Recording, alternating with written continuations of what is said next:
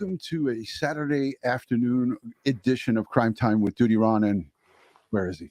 He's right there. Ed Wallace. Where is he? We are two retired New York City police detectives with 20 plus years of law enforcement. If you like all things true crime related from that police perspective, hit that subscribe button, hit that notification bell so you will get all things DutyRon and Ed Wallace when we go live or upload another video.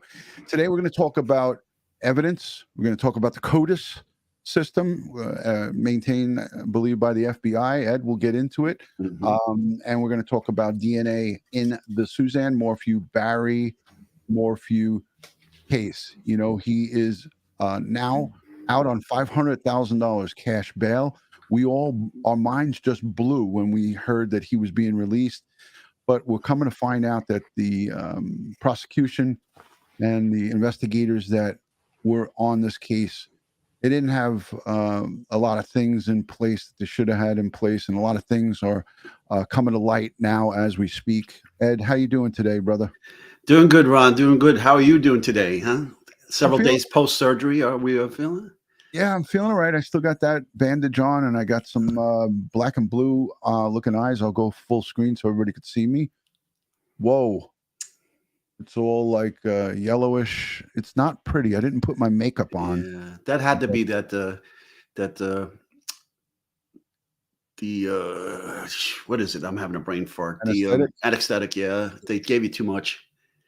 Too much, and I think just the location of where this is, everything kind of just drips down, and gravity defy. I'm not defying gravity here today. I got bags on them, bigger bags than I normally have. But listen, we want to talk about evidence, DNA, and what better folk to have on than Ed Wallace, Suzanne Morphew, Barry Morphew, a treasure trove of DNA, cell phone data, electronic evidence, no body homicide. The defense is trying to get everything thrown out and suppressed and kept back. Ed, you've given thousands of hours of courtroom testimony. What's your thoughts on this one? Well, it is a circumstantial case, but it's being hindered by some sloppy police work and some unforced error by the police. And the prosecutor, and it's given the defense an opening to create a lot of reasonable doubt. Yeah, and we all said in the beginning when Barry Morphew hired these crack attorneys that they had previous success in getting another spouse, another male, off of a murder case. I don't want to get into that because it will lead us down another road, but these are two crack defense attorneys, criminal defense attorneys. We always love to hate these criminal defense attorneys because it's their job to suppress evidence that's going to hurt their clients. And we see it's in a classic form here in Barry Morphew's case. Is his attorneys, the two attorneys, are asking the courts and the judge to suppress almost all DNA and electronic evidence. Have you seen that before in a trial, Ed? Yeah, I've seen a lot of that. But this, a lot of it comes down to the ethics, actually. And a lot of times the defense attorneys, create mountains out of a molehill or an anthill, and they try to stretch the truth, and they misrepresent and what certain forensic evidence means, or certain forensic terminology means. And we don't do ourselves any favors by not dealing with these issues prior to trial. Yeah, and that's where a lot of the problems come in, is that you rush to get the perp and get them locked up. We heard conversation, and we look at some evidence that's been released to the public. I was listening to earlier our good friend Lauren Scharf, and she was reading off some of the documentation. It looked like some of the Colorado Bureau of Investigation investigators were sending recommendations to the Chaffee County sheriffs not to go and arrest Barry Morphew when they went and arrested him, and they didn't heed the warning. Are you surprised by that? Was that something, one of the many things that made us go, here? Oh, absolutely, absolutely. And there was no rush in this case to arrest this individual. He wasn't. It didn't appear he was going to flee. Didn't seem like he posed a greater threat to the community. He was playing the game of the distraught husband missing his wife. Okay. And I would have waited until a little more I's were dotted and T's were crossed before I went across to the prosecutor's offices and say, okay, let's go before a judge or a grand jury and get an indictment and proceed forward. Yeah, I agree. I'm going to play a little piece from Court TV, but before we do that, Kim, thank you so much for the super chat. She says, DutyRon, can you ask Scott Reich to come on your show? He's got his own show, and we have criminal defense attorney Joe Murray, who is our on-board lawyer, criminal defense attorney. So getting Scott on is probably probably not going to happen. He's busy with his own show. A lot of other content creators that are out there. He has a law practice. We have Joe Murray. He is our resident criminal defense attorney, and we could bring him on to talk about this. But this show is, if you look at the title, we are referencing DNA and evidence collection. We have Ed, who is a specialist. It's a crime scene unit, retired first grade New York City police detective. He worked in the crime scene unit for over 15 years, and now in his retired life has Finest Forensics that he runs, and he does all kinds of courtroom testimony and evidence collection. He knows everything about all of this stuff. So let's let this play, and it'll set it up for most of you who are maybe just trying to get up to speed in this. Good evening and welcome back to Closing Arguments. I'm Ted Rollins in tonight for Vinnie Politan, and we're going to begin this hour with a story from Colorado that we've been following. Barry Morphew is charged with first-degree murder in the death of his wife, Suzanne Morphew, who was 48 when she disappeared from the family's Chaffee County home in May of 2020. Today, Morphew's trial was moved from Chaffee County to Fremont County after the court ruled that Morphew could not get a fair trial in his home county. Megan Lopez from our great affiliate. Hey, before we go any further, Ed, how often do you see that happen? Not often, at least for me. Exactly. The change of venue? Yeah. Yeah. I mean, we've numerous high-profile cases here in New York City. Maybe one. They moved the one case from the Bronx to Albany involving the police death in custody. Well, not in custody, but the police killing of what was it? Amadou Diallo. Diallo. And we also just recently saw George Floyd. His case got tried in that local jurisdiction there, and there was, if there was any case that you would think that a fair and an impartial jury could be assembled, it would be that one. And the judge was like, "No, we're going to get it done." When they did it. So this is amazing that happened. But when you're in these rural areas and it's so small and everybody knows everybody, judges make decisions quickly, and I was surprised. But let's let the rest of this play. Denver 7 has some background on this case. Surrounded by his daughters after posting a $500,000 bond, Barry Morphew was released from the Chaffee County Detention Center. He's the man accused of killing his wife Suzanne last year around Mother's Day. Her body has never been found. On the same day he was released, a roughly 130-page arrest affidavit was made public. In it, investigators lay out their case against Morphew in a timeline of events. It starts in January 2020, when they say Suzanne took, quote, clear, articulable steps to separate from and divorce her husband. Suzanne apparently told her family and friends of her intentions her husband at first denied knowing about. On May 6th, Suzanne sent a text message to Barry saying, quote, I'm done. I could care less what you're up to and have been for years. We just need to figure this out civilly. For about a year before she disappeared, Suzanne was having an affair with an old high school friend.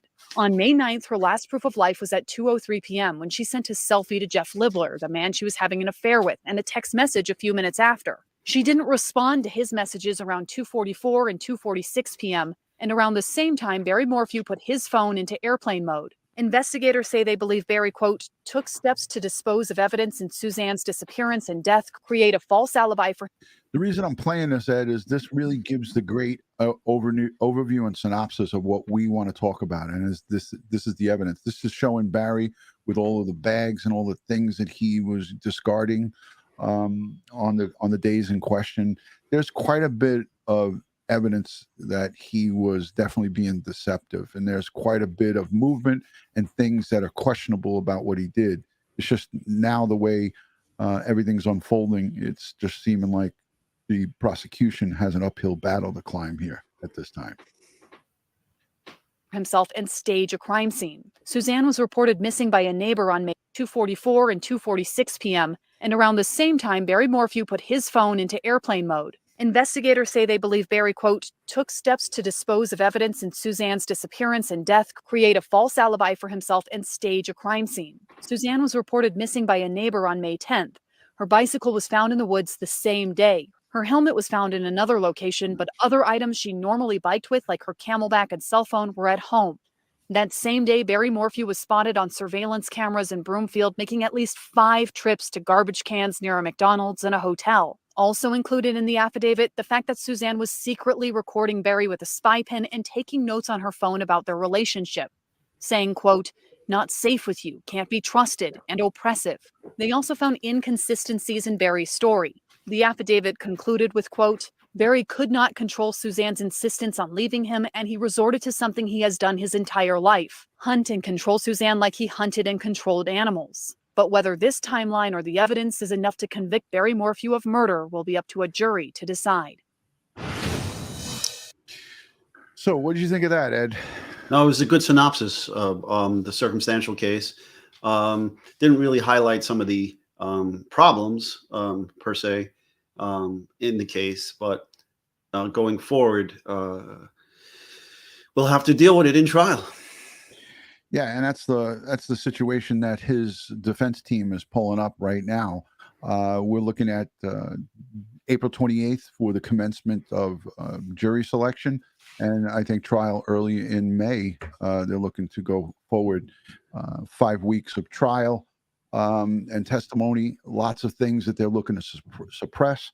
They talk about, okay, let's just look at, first of all, charges. He's looking at first-degree murder, tampering with the deceased human body, tampering with physical evidence, and possession of a dangerous weapon, attempting to influence a public official. And we see in a lot of the documents that the attempting to influence a public official. He was asking the local police if they could work with him and give him some kind of immunity if he talks to them. And there's documents that we can share with you online where you could see those statements that he made to the local sheriff's department, thinking that he was talking to one of the good old boys, and he was talking about how people get wrongly accused when put in jail based on just DNA.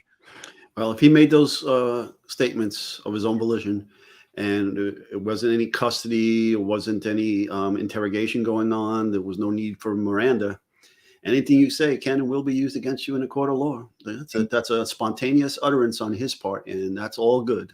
And that's exactly what the defense attorneys are trying to get suppressed. Yeah. And that's one of many documents. I think there's 90 or 100 pages of requests for items to be suppressed, which is unbelievable.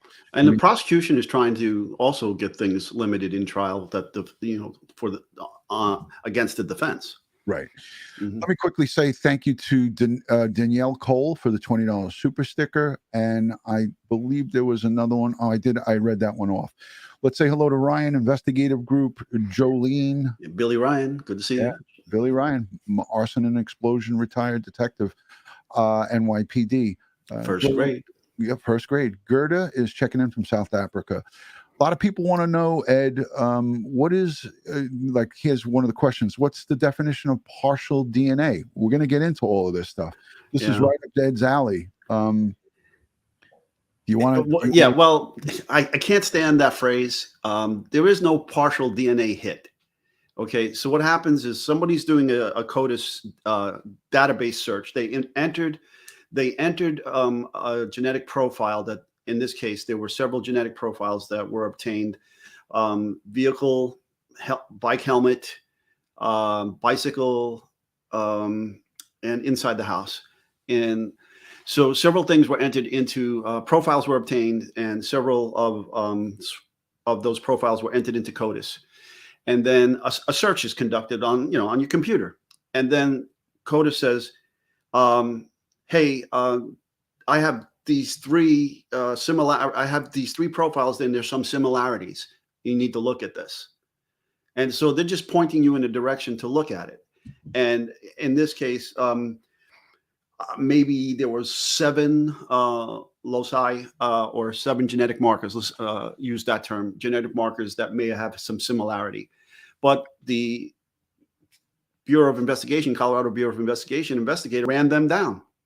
In fact, in one case, he got a court order to take DNA from one of the potential similarity, DNA similar, not matches, but profiles in the CODIS, and it wasn't that person. So those 3 cases, one was in Chicago, one was in Phoenix, and one was in Tempe, and those 3 alleged what they call partial matches are not partial matches. Yeah. But you need 13 genetic markers to make an identification. Okay, right. 7 is not going to do it. So it's just not a match. Right. A lot of people are hung up on it not being a match. I wanted to just play a little bit more of this CourtTV. I cut it off kind of short, but Mike King from Profiling Evil's on there.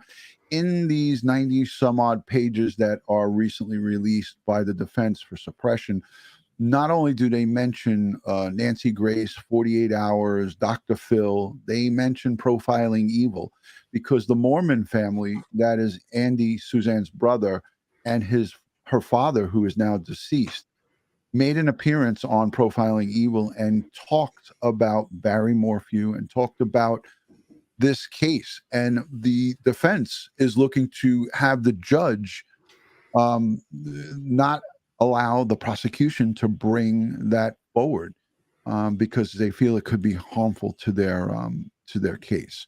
But that doesn't mean that the judge is going to say every single one of these requests, yeah, sure, we'll take care of that for you, Miss Defense Attorney. The judge can say denied, right, Ed? This isn't just these outlandish requests for suppression of evidence on such a massive level. It doesn't mean that the judge is going to say yes to it. No, but all defense attorneys do this. This is part, and I'm sorry if people may get offended by this terminology. This is part of the criminal justice game that is played. Okay, and although it's not a game, life and death situations are occurring, but this is how this occurs in every case. Defense attorneys are going to throw as much stuff at the wall as they can possibly do to muddy the waters and to create reasonable doubt and try to see what sticks. Correct. They're not there to prove their client innocent. They're just trying to create reasonable doubt in one juror's mind, either to hang that jury or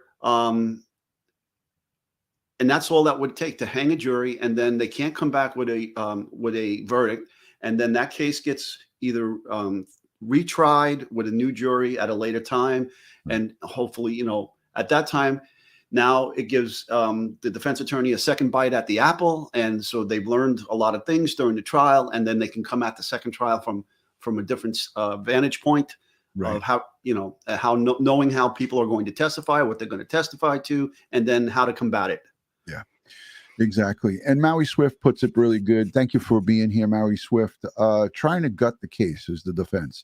That's what they're trying to do. They're trying to gut the state's case, the prosecution.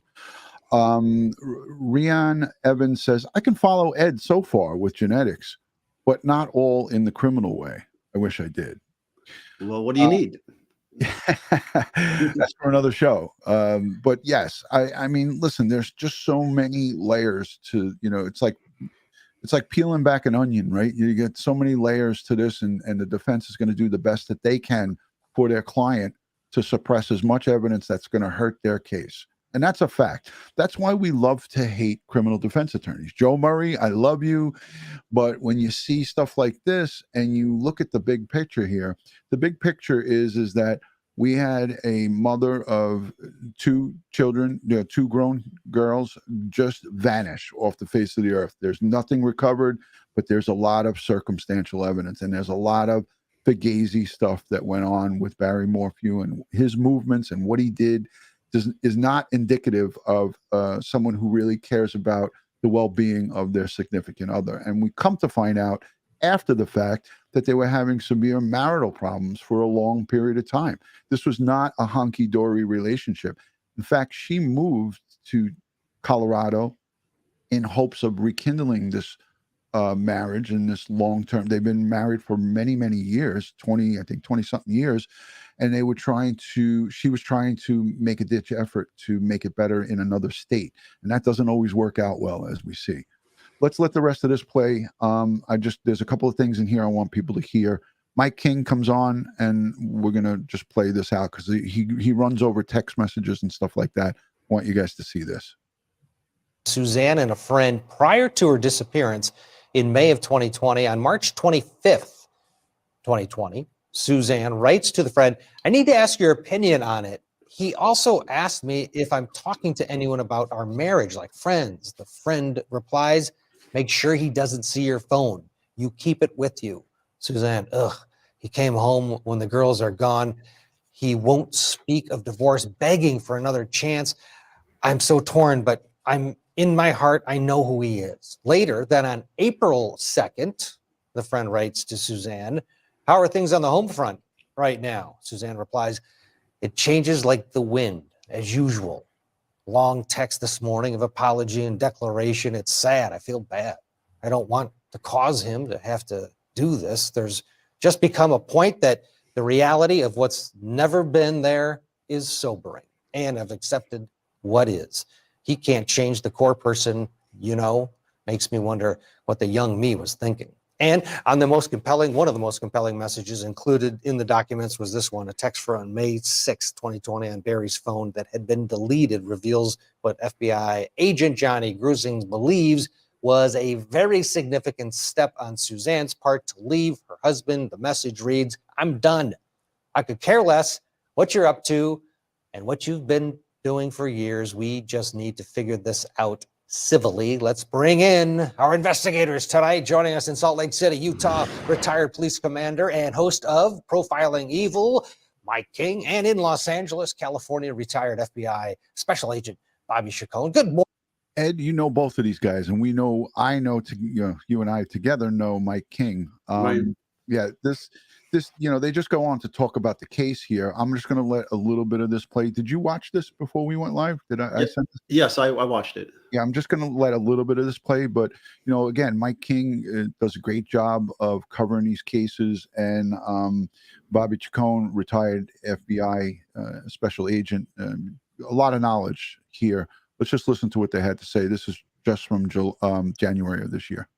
Morning to both of you, or good evening to both of you guys. Great to see you. Mike, to you first on this.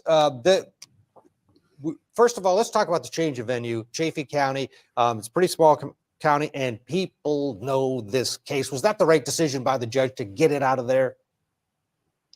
I wonder if the judge is just looking at this as, how do I avoid the least number of appeal processes that may occur and reasons for filing an appeal if in fact Morphew is convicted at some point down the road. So if there's that argument out there, why not make the change? It's a small enough venue that it's going to be pretty hard to find a juror anywhere in the United States that hasn't heard about this case. But I would assume locally it is a real problem finding someone who doesn't have an opinion about this particular case.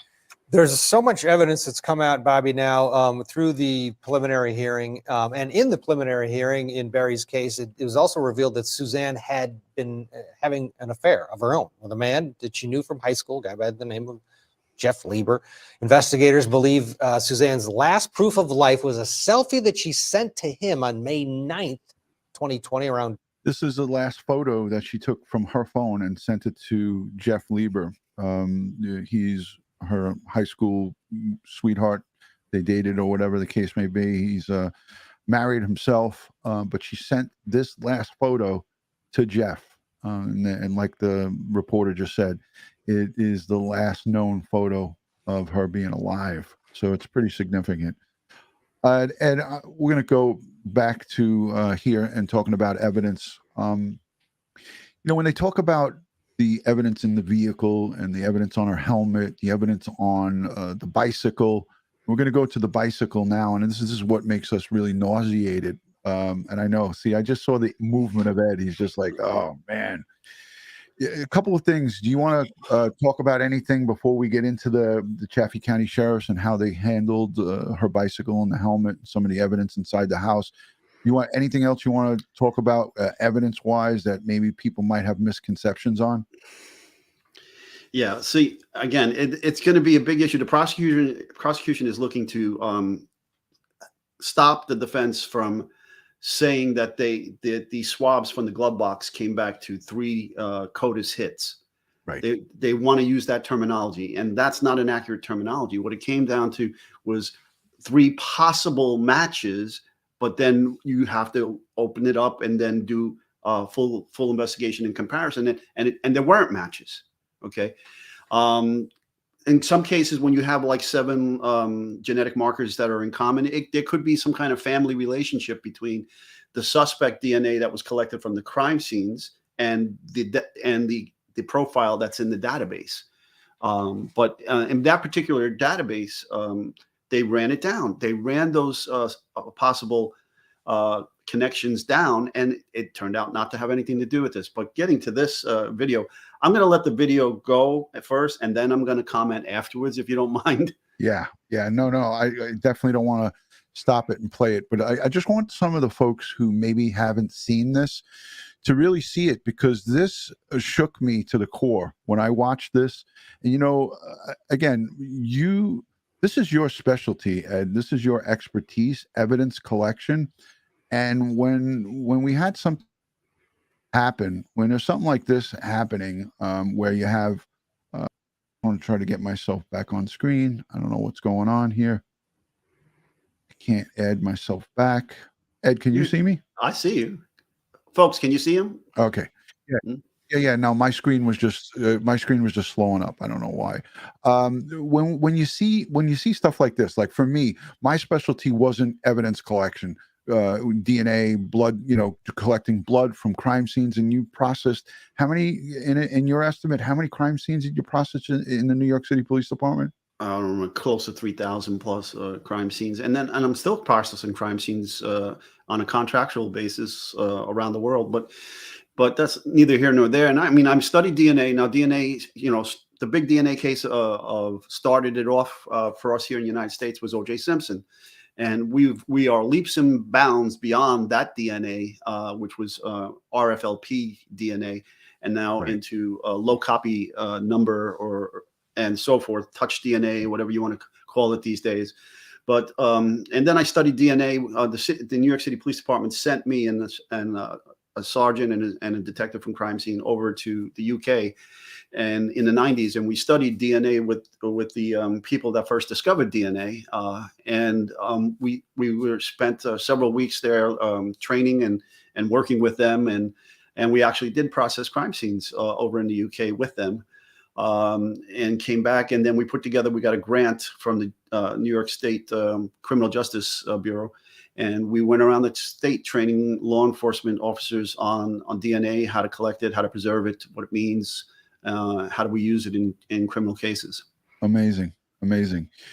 Christine Robinson, propping my broken leg up and watching true crime on my iPad. I love it. Glad to catch this live. I'm here from West Michigan. Well, okay. Christine, Ed and I send you strength and positive vibes, and looks like you'll be just relaxing on Easter. That's for sure. And heal well. Okay. Yeah. Heal up well. That's for sure. Ed, your experience runs far and deep when it comes to evidence collection, and that we're going to play this now. I'm going to shut my mouth and we're going to play this, but the reason we're playing this for you guys is we want you to see what the defense is going to be working with here and how the officers handle the bicycle This bicycle is a huge, huge piece of the puzzle in this case. It might not be at all, but it is huge because it's alleged that she went for a bicycle ride and that bike was found dumped on the side of the road down a ravine. So let's take a peek at this and we'll move on. Ed is cringing right now. Because I know what's coming. This is police raw body cam footage.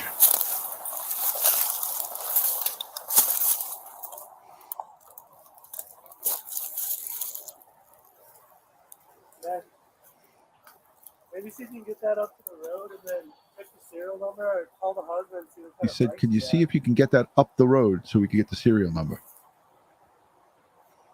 Oh, I like how many of us save serial numbers from bicycles and just have it at the ready to give to law enforcement when they request it?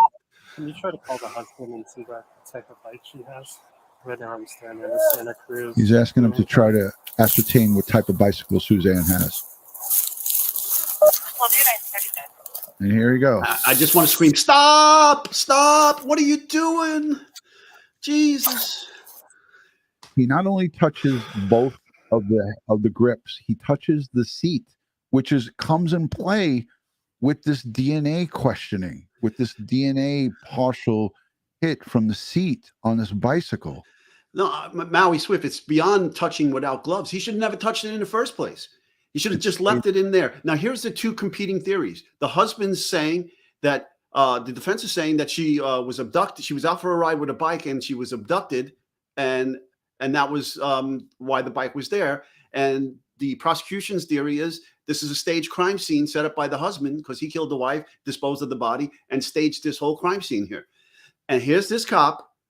They're on searching for a missing person, and he grabs this bike from its original position, which it should have never been. It should have been left there. It should have been photographed in place. It should have been processed like a crime scene. It should have been sketched, measured to its exact location for where it was found.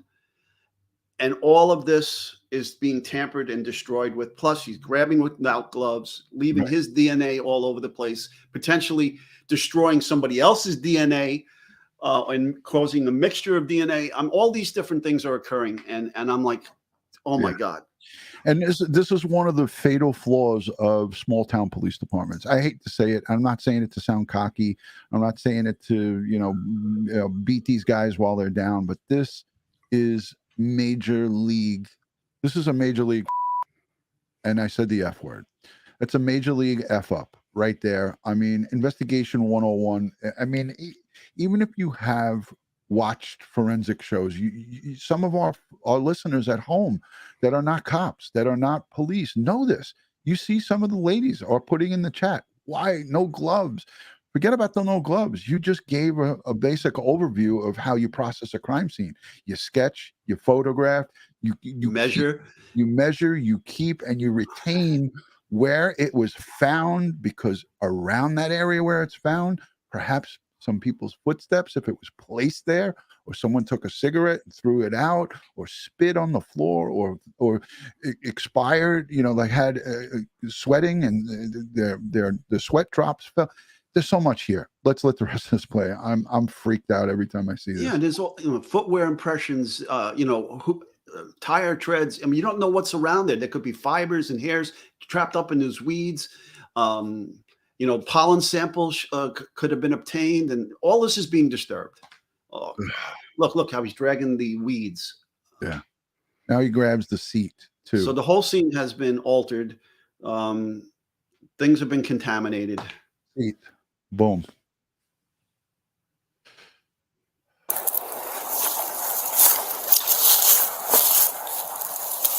What was the necessity to move the bike? All he needed to do is get confirmation from the husband of the color and type of bike. Right, and they just asked the dispatch to get it.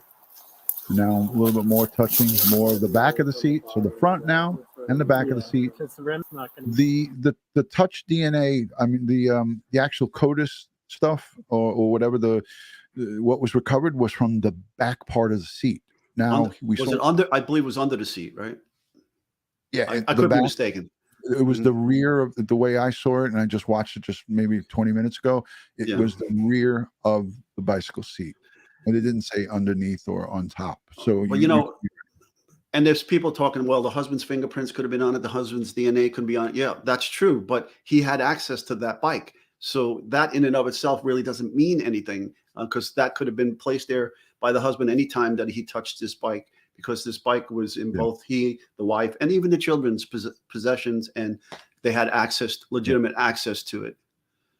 Yeah, and this craziness you would expect from an inexperienced camper that maybe came across, or a hiker that came across the bike. They took it and dragged it up the hill. They probably not knowing any better. You don't expect some type of stuff like this to happen with law enforcement. It's just, I mean, I fought with myself to not show this, but then I said I would be remiss if I didn't show this. This wouldn't be fair. This is a defense attorney's dream, right? Oh my God, are you kidding me? So, look, he's got.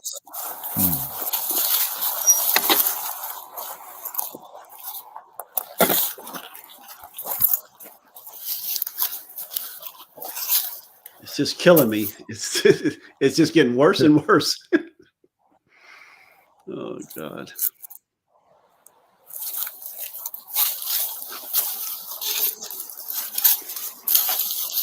In this video, when it gets dark, Barry shows up and he's around the bicycle as well. Ugh.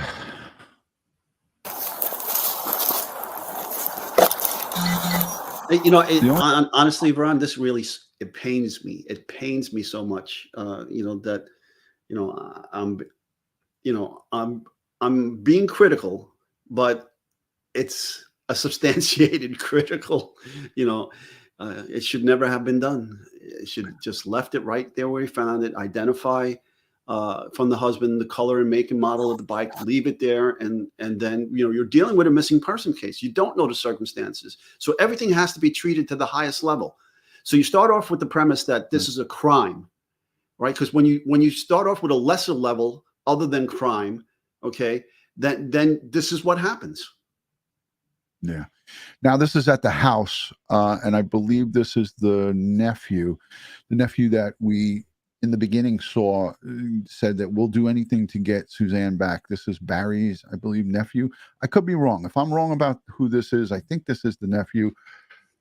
Just let me know, because there's people who followed us really closely. But yeah, these are cringeworthy. This whole 17 minutes of body cam footage, it goes on to them going inside the house and collecting undergarments and things of that nature and putting them in plastic Ziploc bags that Barry himself provides to them.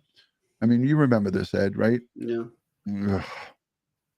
Let me see if I was right about this. I'm almost certain it is, but. Daughter's boyfriend? No, I think that's the nephew. I could be wrong, though. I don't think it's the boyfriend. Well, some of our chat are saying that it's the boyfriend of one of the daughters. But... Oh, wait, let's see. Okay, so I'm the daughter's boyfriend. Oh, There it you is. go. Okay, daughter's boyfriend. Thank you for that. Thank you. Somebody in the chat said, why don't they just let Barry bag up the evidence? Yeah, I almost want to highlight that, but that, again, just craziness 101, and it just is, again, cringeworthy moments. Just remember what I said, folks. Treat everything to the highest standard possible. Everything is a crime until proven otherwise.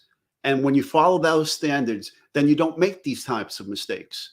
Okay. And if it turns out not to be a crime, well, no harm, no foul. Right. Exactly. And you just, by doing this type of sloppy work, you're just giving ground balls. You just might as well just toss ground balls. This is a home run for the defense attorney. These balls are being hit out of the park. Yeah. Grand slams.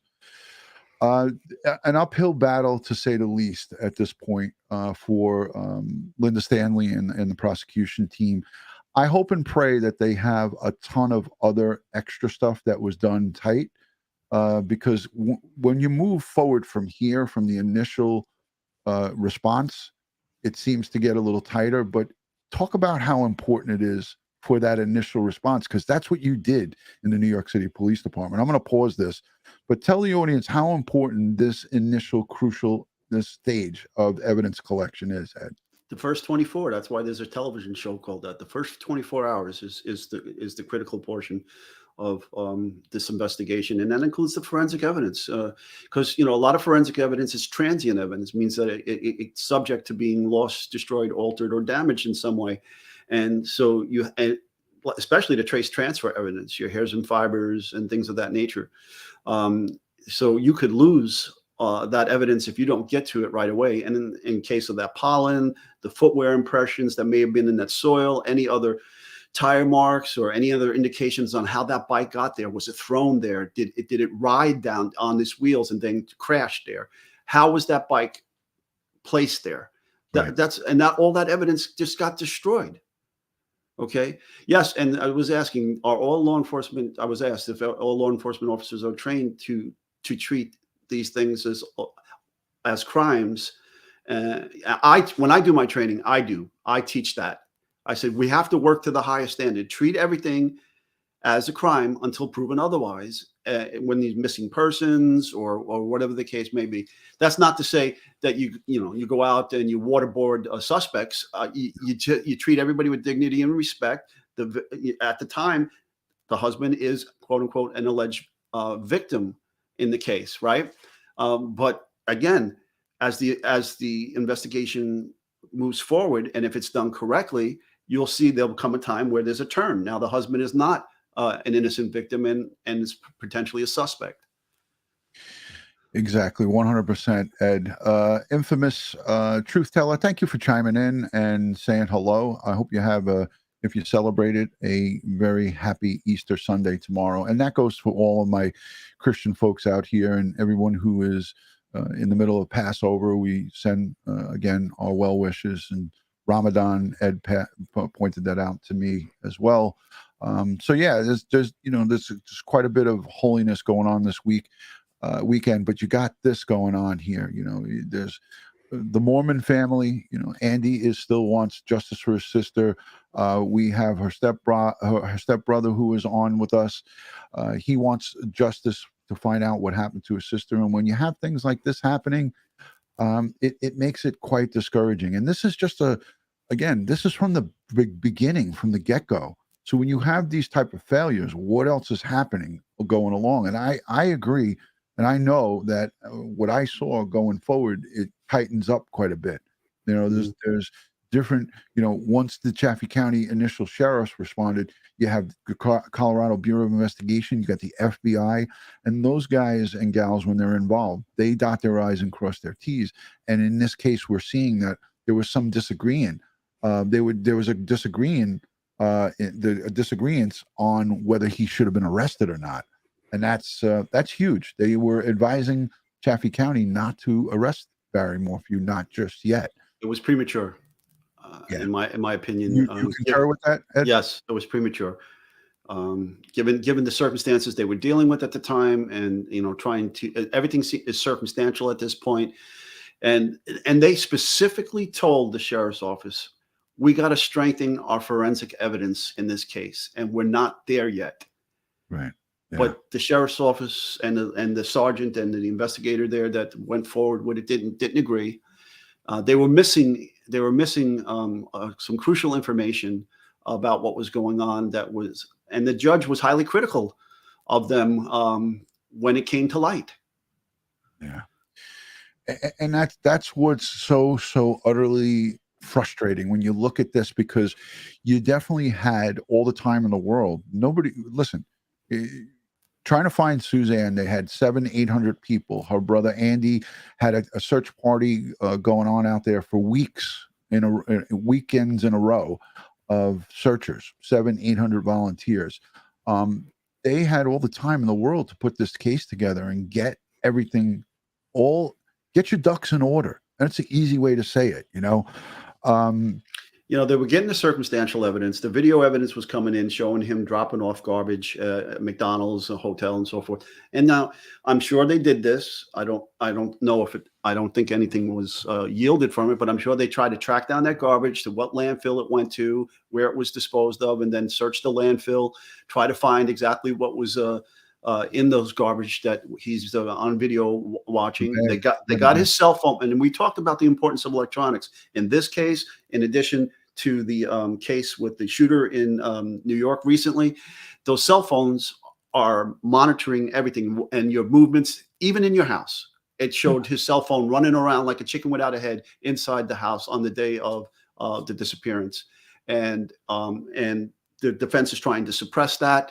You have the video evidence as well of his movements, and they're going to, they're trying to track down all the movements, the electronic evidence, dash cam videos, license plate readers, traffic cam videos, even Ring doorbell videos. They're trying to establish all this movements to account for all of his actions from the time this was reported, going back to the time of the what they believe to be the day of that possible homicide occurred. Yeah. And on this footage here, the 17 minutes, I move forward to the 8-minute mark, and it's dark at that point, and that's when Barry shows up. They were allowing him to have close contact with the bike. They also allowed him to open up the home and go in the home. Can you talk a little bit about if you were in charge of? Well, at that time, he's not a suspect, right? And it's his home, right? And unless they establish a crime scene and they got a warrant, and there's you can then exclude him from re-entering his own premise again once you have that court order and the warrant. But at that point, he wasn't listed as a suspect. Yeah. And so he had every right to access his property. And so what they shouldn't have let him done is touch that bike ever again from the time they found it. And they really shouldn't have let anybody get near it, touch it, or anything like that. Yeah. Hey, Matty Boy Sully brings up a good question. He says, Ed, do you think they should have used paper instead of plastic? And then this comes in with blood evidence or any type of saliva. When you're doing genetic evidence, when you're doing evidence for DNA, it's paper or cardboard, not plastic. The only time you would use plastic on DNA type evidence is if you're in a hazardous environment, such as toxic industrial chemical released or chemical warfare agent, bioweapon, radiological materials. That's the only time you would use plastic to put DNA in. But then you have to get that evidence quickly to the appropriate laboratory that has the appropriate equipment to take it out of that plastic in a safe environment without contaminating anybody from the chemicals or biological, radiological materials. There you go. Ed is an expert on all of that evidence type collection. He teaches it all across the country and across the world for that matter. Jeep Girl, I kind of don't agree with that. It's so easy for all of us to jump on the bandwagon and just beat them while they're down. This particular instance and this department definitely made major boo-boos here. But to brand it, to say and brand all of the Colorado law enforcement in the state of Colorado is just not fair. So I would say I don't agree with that. I'm not trying to put you in a bad position here, Jeep Girl. I know we're all frustrated, Ed, and everybody's we're pissed off, right? But it doesn't mean that the whole entire state of Colorado is tainted with inexperienced law enforcement. There's some great men and women who are in the Colorado CBI. We watch them go after Chris Watts and some of the other cases and so forth. But we could definitely say here they dropped the ball big time. Well, let me just put it this way: mistakes like this are a function of several things: training and lack of experience. Okay, so if you don't deal with potential homicides or missing person cases on a regular basis, you don't have that experience, and these are the types of things that can occur. So, I get it. I understand the sentiment, but it's not really fair. But I see something here. I just want to read this. Even though the bike was contaminated, though, wouldn't this be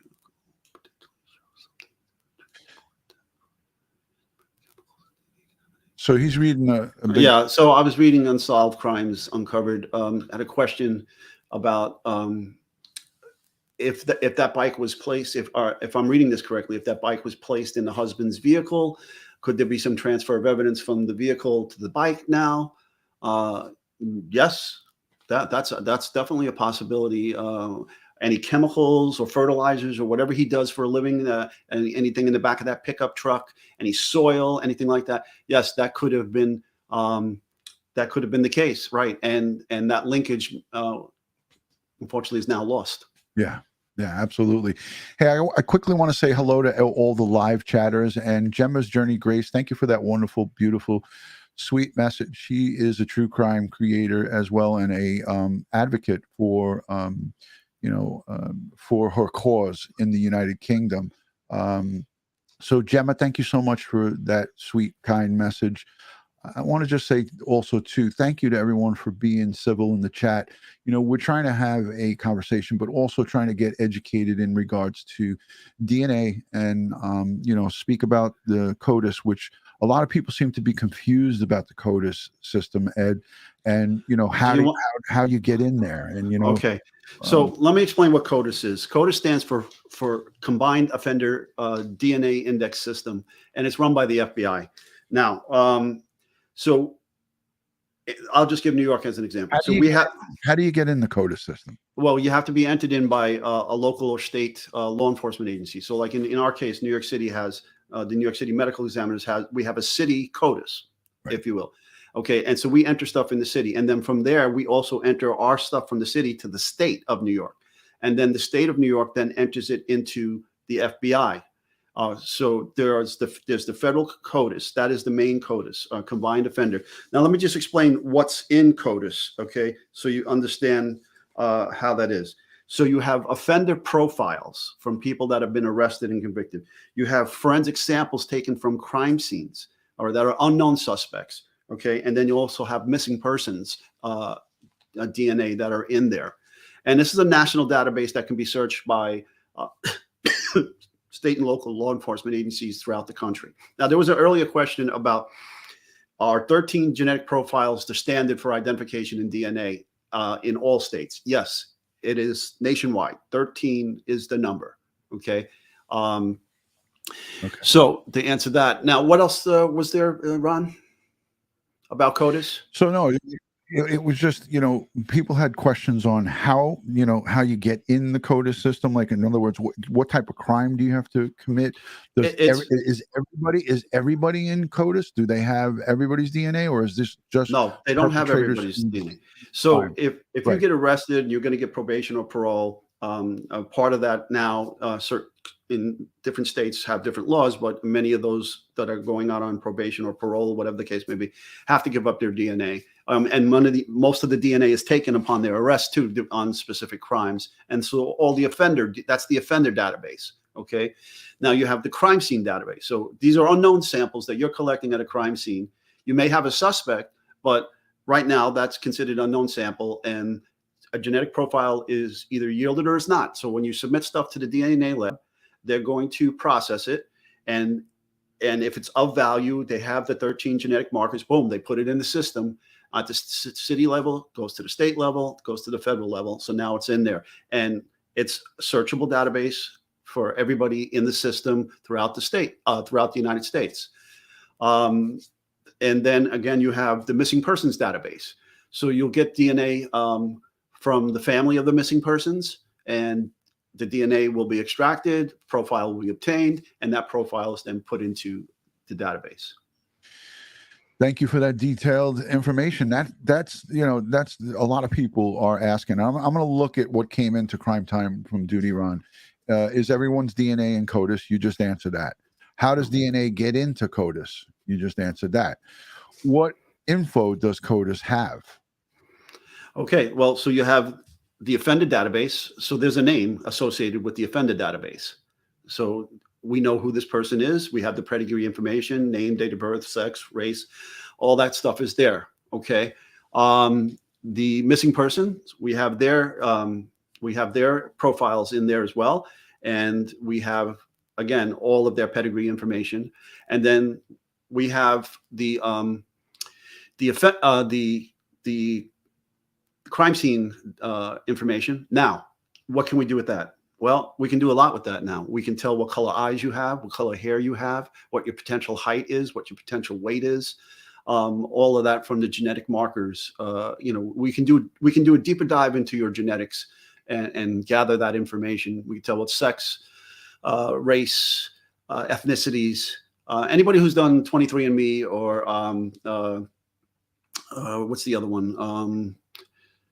Ancestry.com. Yeah, Ancestry.com. And we can also tell if, we can do a deeper dive, but normally we don't get into in criminal aspects, we don't get into those deeper dives unless it's requested or there's a court order, and we can start looking for genetic histories of diseases. Yeah. This is a great question too. Unsolved Crimes Uncovered. Thank you for the questions and throwing them out there. And I know she's compiling this for probably her own benefit, which is good. It's good for everyone to know about this stuff. Are fingerprints housed separately outside of CODIS? Now, well, CODIS is CODIS. It's not a U. It stands for index. Okay. Now, yes, fingerprints is AFIS. Its database is known as AFIS, Automated Fingerprint Identification System. And then we have a ballistics database called IBIS, Integrated Ballistics Identification System. So it's similar to the fingerprint database. So that these databases, you collect ballistic evidence from crime scenes such as cartridge casings and bullets, and you enter all that into these databases, and it becomes a nationwide searchable database. There you go. And we also do in the New York City Police Department the iris scans. Not a lot of departments do that. That's a whole nother situation where you're talking about ways to identify criminals that have been in the system. People. Yeah. So here are some additional ways that people may not know. Your lip prints. You have specific lines in your lips, and if you leave those behind, they can potentially be matched to individuals. Ear prints, same thing. Ear prints. We don't do it in the United States, but there's a big ear print association in Europe, and they do a lot of criminal matches of ear prints in Europe. I had one case here in New York City where I had an ear print, and I directed the district attorney to the expert from the UK that could help her with the case and match the ear print up. Wow. What else? And iris scans, obviously. Yeah, the iris scans are that started towards the end of my career. So it was like around 2010, 2009 we started doing that. Everybody that got arrested, we did iris scans in addition to fingerprints. And the fingerprints would go into up to Albany, and Albany would do their checks throughout the NCIC system to see if they had any wants or hits throughout the United States. Fiberfloozy sends in a $5 super chat. Thank you, Jill. My wife loves the beanie hat with the J9 on it. Thank you so much for that. She sent you a message on Instagram to thank you. Fiberfloozy says, Ed, can you reiterate about the 13 markers, please? Much love to you both. Love you too. Right back, Jill. The standard for DNA identification in the United States is to have 13 loci or genetic markers match suspect to evidence from the crime scenes, okay, or missing person to a DOA. That's the standard. So you need 13 at a minimum. 13. Bingo. Thank you, Ed. Thank you for that. We're always learning from you, Mr. Wallace, and that's what's great about Crime Time with DutyRon. We have not only the unbelievable amount of resources available to us through you, but we also, when we don't have the answers, you reach out to folks like Dr. Murray Marks, and just it's like a treasure trove. Ed's Rolodex is huge. He's getting maybe his boss is saying that he needs to go. I don't know. No, she's here, but she won't come on camera. I'm trying to get her to come and say hello, but she won't do it. Hello. Ron says hi. Hi. Would she care to just come in? No, let's not put her on the spot. I'm so appreciative that she allows you to come on with me, that I don't want to push the buttons. So education is fantastic here, says Tara Ellis. Let me just find that one because that's a good one. Thank you. And to the super chatters and the people who sent in any type of donations and things that I've been getting, like PayPal donations and stuff like that.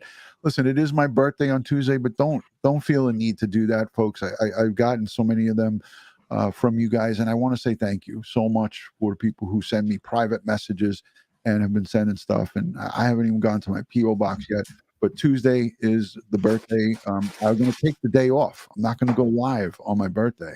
So Ed probably doesn't believe me, and you guys don't believe me either, probably. But I'm going to try to take it easy. Come and say. Wait. Come here. Just pop your head in and say hello. Is she going to sit on your lap?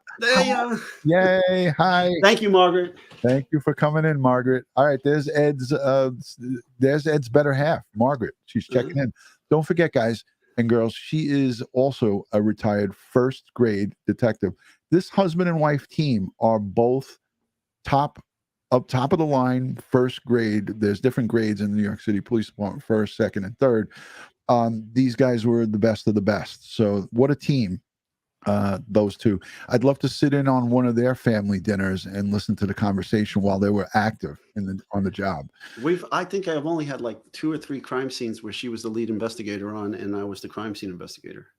Wow, that's pretty cool. Yeah, and my sister, who was a former prosecutor and is a defense attorney, she lost. When I say lost, she had to turn down 2 defense cases, 18B, what's called 18B, where the court was assigning her to defend a defendant here in New York City. She had to turn them down because my wife and I were the detectives on the case. Conflict of interest. That's right. Interesting. I want to circle back. The defense we know has been trying to suppress, and it is currently trying to suppress as much information as they can. But I want to talk about the DA, Linda Stanley. She's going to call 173 witnesses, which is subject to change, including members of Suzanne Morphew's family, several close friends and neighbors, and several other of Barry Morphew's employees. These are all potential witnesses. And what does the defense team do? They put in a request to suppress all of those witnesses. Again, we love Joe Murray. We love Scott Reich. We love all the defense it's part of our Constitution, but we freaking hate them. We effing hate them. But it is what it is. They have a job to do. Yes, Pats, he is out on bail. Barry Morphew, and I have it highlighted, was able to come up with $500,000 cash bond. That's a lot of coin. That's a lot of Skrilla to come up with, right? $500,000 cash. Well, what was the actual bond amount? I mean, he only has to put a percentage of the actual bond amount, right? Right, but the way I read it, it was, I think, $1 million bail, and he had to come up, or over $1 million bail, and he came up with 500,000 actual cash to put up.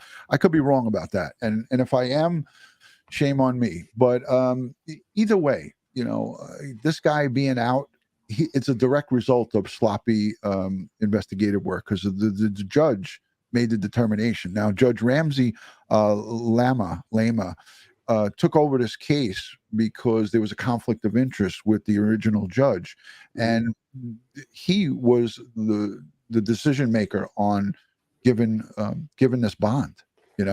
So Jen Lowe confirms what I said: 500,000 cash. Yeah. So to get back to that previous comment that I put up there, hey, who was it? About here it is. Yeah, I retain so much information. Yes, I have so much information in my head, but after 34, my hard drive is dumping information at an exponential rate, and I don't care how much ginkgo biloba I take, it's not coming back. Listen, it's just a function of getting old. It's all good. That's what we're all going through. Dr. Ed Moskowitz and Julie is here. She says hi to Margaret. So nice to meet you. Even though it was just for 20 seconds or less, it was an appearance nonetheless. And I get Janine to come in every once in a while when we're in the car, and she just puts up with my shit. So she just... Yeah, Mel writes, this is a Mr. and Mrs. Smith. And sometimes it's actually like that in my house, gun battles, the whole thing. All right, I'm going to go full screen in the lack of better judgment with me to show you guys my face and what it looks like. So hold on a second. Let me get the zoom. Let me zoom in so you guys can see what my wife has to look at for Easter tomorrow. I'm black and blue. It looked like I was hitting a Rocky Balboa. Woo. Oh, it's healing nicely. Got a little yellowish and orange under the eyes there around the room. Yeah. Mm-hmm. So it's a direct result from the 12 stitches. The anesthesia, yeah, and the anesthesia. But yeah, I mean, things could be worse. I'm not entering a beauty pageant anytime soon, so that's the good. And I bet you didn't know I even had this little device here, right? This little Sony zoom in. So like if I look at that, huh? I go in solo on you, I could do one of these. Mr. Tech Man. I can't zoom in on you. Damn it! What was I thinking? It's only with me. But yeah, this is a little bit of tech. I bust this out for special occasions. It's all about Ron. It's all about us. It's about us together. All right. So again, there's so much information. Lauren Scharf, the news reporter, just did a live. I don't know if she's still live, but she did like a 2-3 hour live today. You know, a lot of good information. She did one the other day talking about these documents. So if you want to see documents galore, you could go over and check out Lauren's live and go check out her video. I'll link it down below in the description. We're not going over that today.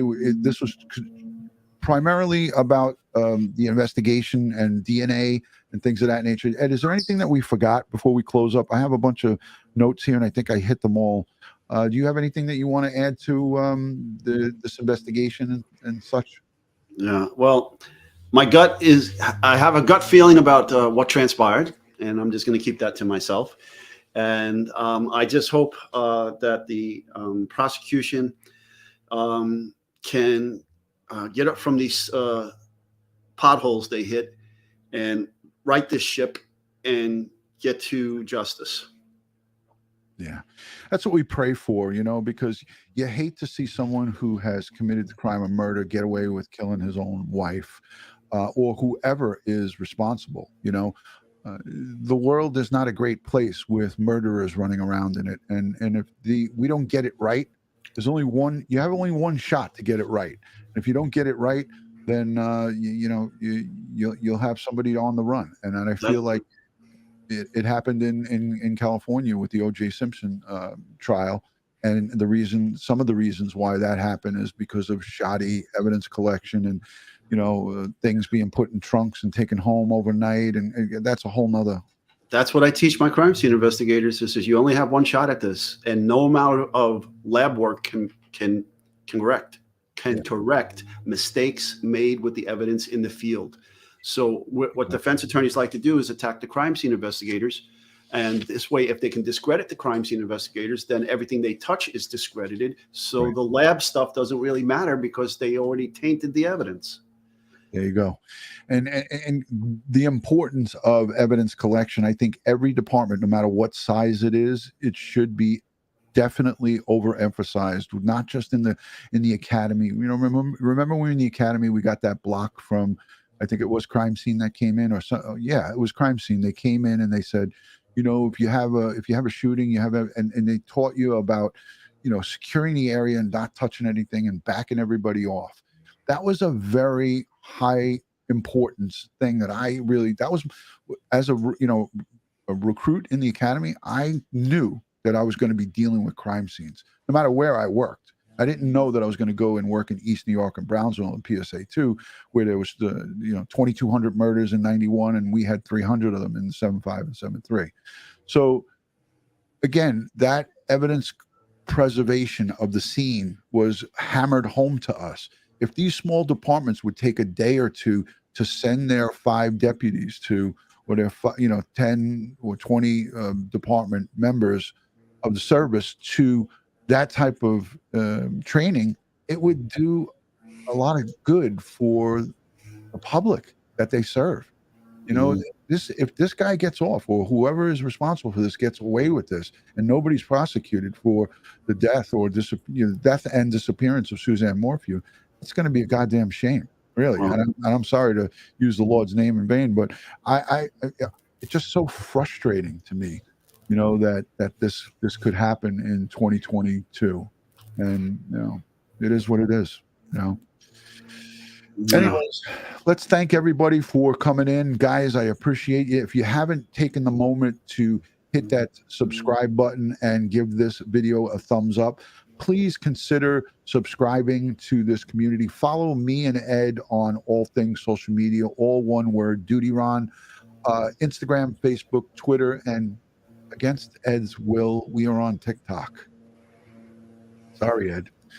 But we upload, all we do is upload little videos, little snippets of us talking. So that's always fun to go over there. Have you looked at TikTok at all, Ed? Yes, I have. I have looked at it because I have several friends that love to dance and do all kinds of crazy stuff on it. And so every once in a while, I'll go over and see them. So and then, but my objection to TikTok. It's also probably the same reason why your earphones weren't working too well yesterday. Bingo. Where were they made? China. China. Bueller. Oh, hell no. Put your thumb up your butt. What? That's a new one. Yeah. Oh, I forgot I had this one. Why don't you put your thumb up your butt? Bite the big one, Junior. Whoa. Bite the big one, Junior. All right. So, Ed, you're telling us this is breaking news. You have a TikTok account. No, I don't have a TikTok account. I said I've viewed videos on TikTok of my friends. Okay. All right. Very good. All right, folks. So if you can, please hit the thumbs up, subscribe to this video, leave us a comment down below in the comment section. We'd love to hear what you think about this video, and let us know if you got something from the educational side with Ed Wallace and evidence collection. I think he covered a lot of ground. And if you do have any further questions, that's what's great about the comment section. You can continue the conversation afterwards. Hey, I just got to touch on something, Joanne. To Black Rose, who said everything is made in China. And according to my father, even my children. Whoa.